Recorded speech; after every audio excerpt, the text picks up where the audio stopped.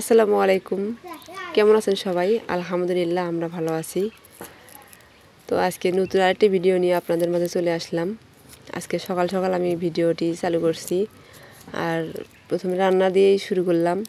তো আমি রুটি বানিয়ে নিয়েছি এদিক দিয়ে, আর হচ্ছে এর সাথে দিয়ে একটা ডিম পোস্ট করে নিব। আর বাইরে হচ্ছে আমাদের ধান সেদ্ধ করা হচ্ছে। তো ধান সেদ্ধ করা নেওয়া শেষও হয়ে গেছে।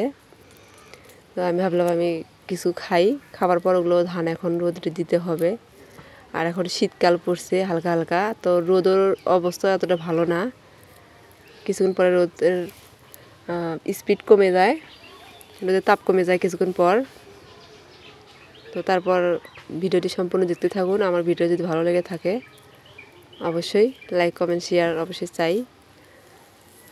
তো দেখতে থাকুন, না কেটে না টেনে। আর নিজের অসুস্থতার কারণে আমি কিছুদিন হলো ভিডিও যেতে পারতেছি না। আর আমি ইউটিউবে নতুন, সবাই তো সেটা জানেন। আমার ভিডিও দেখে সবাই বুঝতে পারতেছেন। আমি দেখেন গাইস, আমি এখানে হচ্ছে ধান শুকাতে দিছি। দেখেন গাইস, আমি এখানে ধান নেড়ে দিছি। ধান শুকানোর জন্য এখানে পা দিচ্ছি। এদিক দিয়ে এগুলো গাছ লাগানো হয়েছে। এই যে এটা হচ্ছে লেবুর গাছ,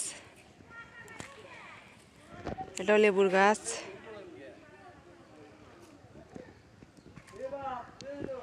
দেখাচ্ছে দিতে, এটা হচ্ছে পেঁপের গাছ।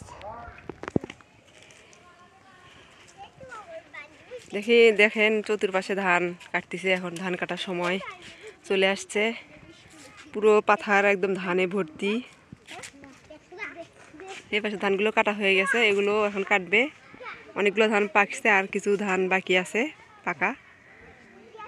তো আমি কিছু ধান পাইছি সিদ্ধ করে করে এগুলো আবার আমি শুকাইতে দিছি ছাদে। তো দেখা যাচ্ছে আলহামদুলিল্লাহ রোদ ভালো আছে। ওই যে ওই পাশে দেখতে পাচ্ছেন, ওটা আমাদের বাগান। তো ওই যে বাঁশের চিপার মধ্যে দেখা যাচ্ছে একটু, ওই পাশে আমাদের বাগান। তো এটা আমাদের ভাবির বাড়ি। এখানে আমরা ধান শুকাতে দিছি।